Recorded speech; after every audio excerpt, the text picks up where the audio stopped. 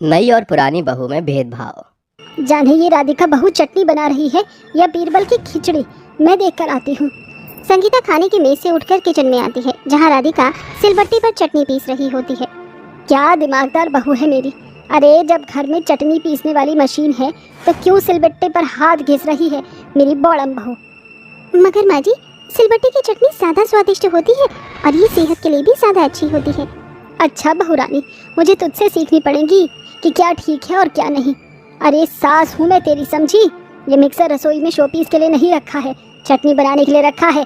या फिर कहीं ऐसा तो नहीं कि अपने गरीब मायके में तूने ऐसी मशीन देखी ना हो, इसीलिए पुराने ज़माने का सिलबट्टा घिस रही है।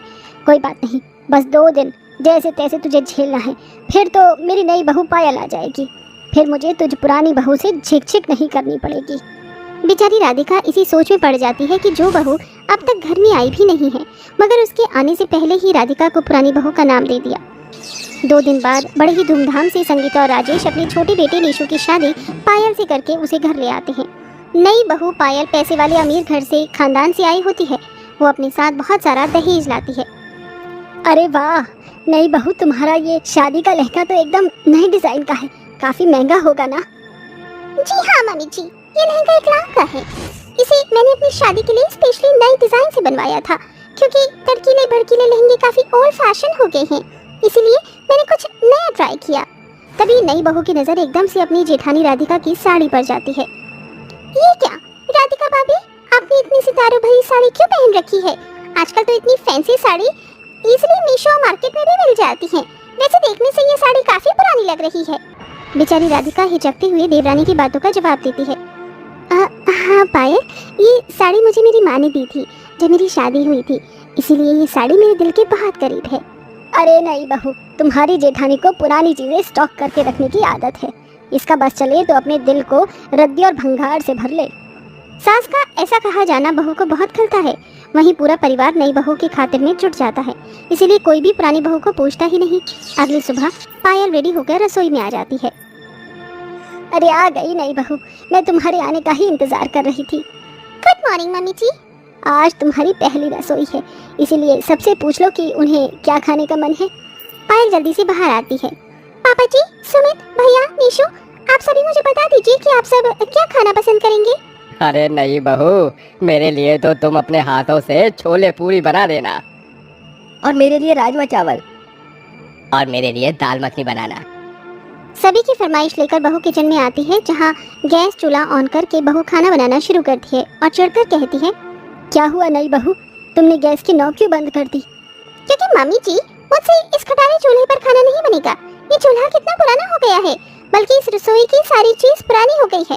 एक काम कीजिए, मेरे दहेज में मेरा किचन सेट आया है, आप उसे सेट करने की परमिशन दे दीजिए।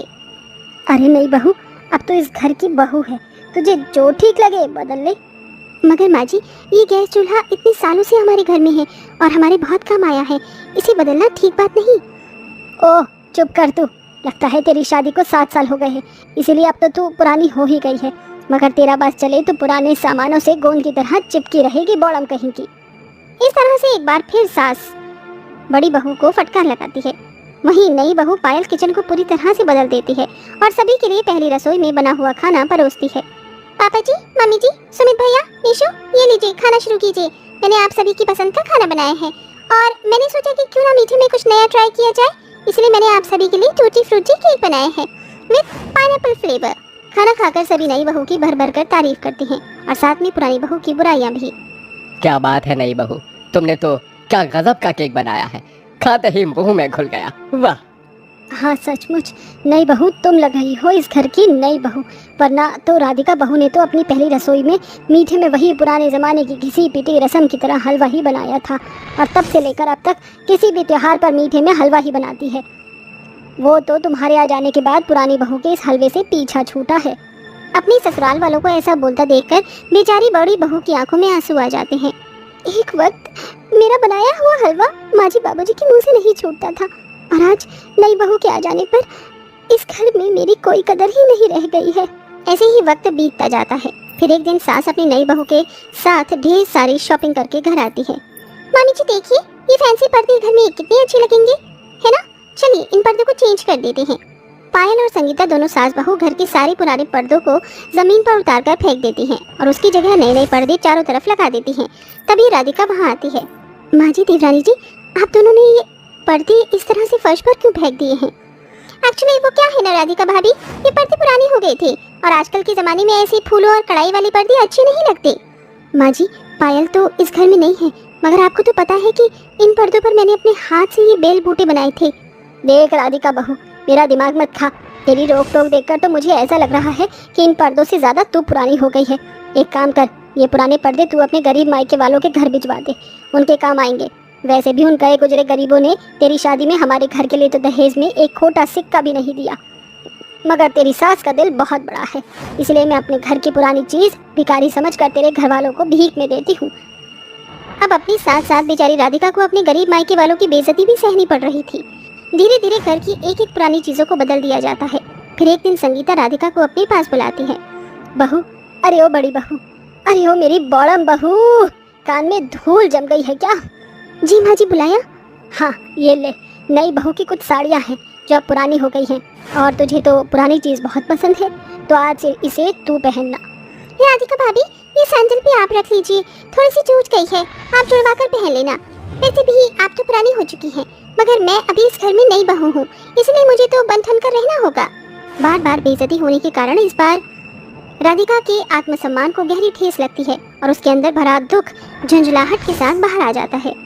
बस कीजिए, बस, बहुत हो चुका। अरे मैं इंसान हूँ। पायल, इस घर में बहू बनकर के आई, आप लोगों के दिल में मेरी जगह ही नहीं रही, या फिर कभी थी ही नहीं। माँ जी, शादी के बाद जब आप मुझे गरीब घर की बेटी कहती थी, तब मुझे आपका वो कहना उतना नहीं खलता था जितना कि पुरानी बहू नई बहू के फर्क से महसूस होता है।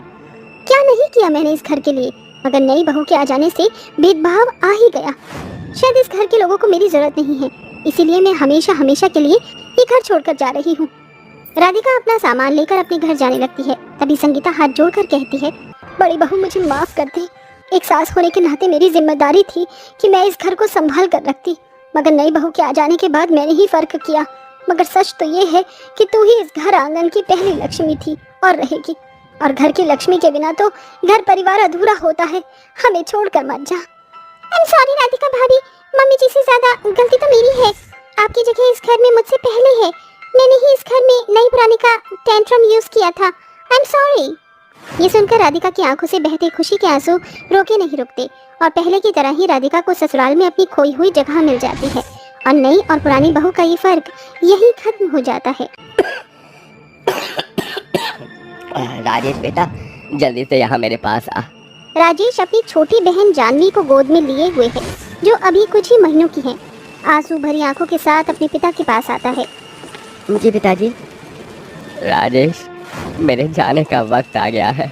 मेरे बाद अब तुझे ही अपनी बहनों का कन्यादान करना होगा, वादा कर।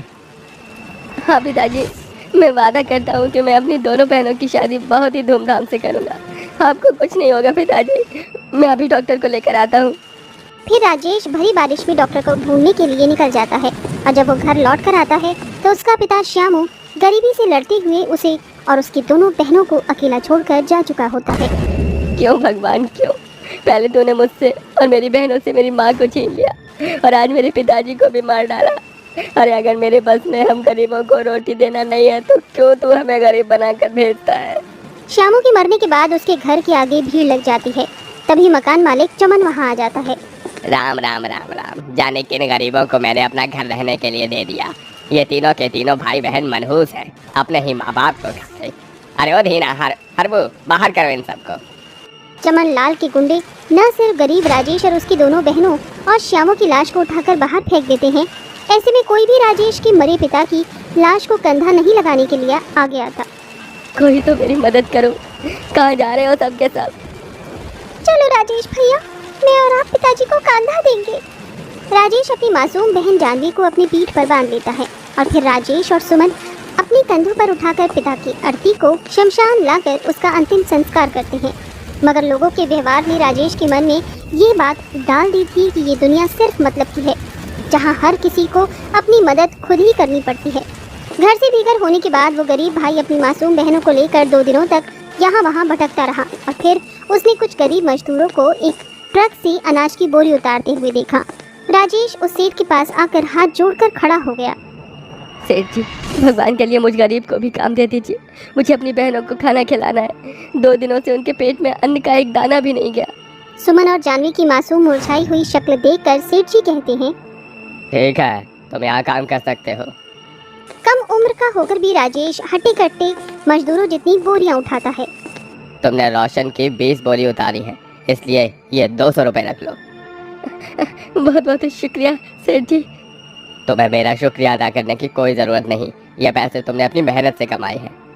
राजेश सामने की एक दुकान से दूध खरीद कर जानवी को पिलाता है और सुमन को पाव खरीद कर खाने को देता है, मगर खुद पास के प्याऊ से पानी पीकर अपना पेट भर लेता है। अब राजेश रोज सुबह सेठ जी के यहाँ आकर बोरी उतारता और पैसे कमाता। राजेश ने सेठ जी की अपनी उस जिम्मेदारी के बारे में भी बताया जिसे उसके पिता उसे दे गए थे। राजेश की खुददारी देखकर सेठ जी उसे अपने गोदाम के हिसाब किताब के लिए रख लेते हैं। धीरे धीरे हालात संभलने शुरू हो जाते हैं। अब कई साल बीत जाते हैं। सुमन और जानवी अब बड़ी हो चुकी थी। सुमन का रंग बहुत सांवला था, वहीं जानवी बहुत ही सुंदर और गोरी थी, इसीलिए उसे अपनी खूबसूरत होने का बहुत घमंड था। जानवी, सुमन, कहाँ है मेरी दोनों प्यारी बहनें? देखो तुम्हारे राजेश भैया तुम्हारे लिए क्या लाए हैं। राजेश भैया, आप आ गए।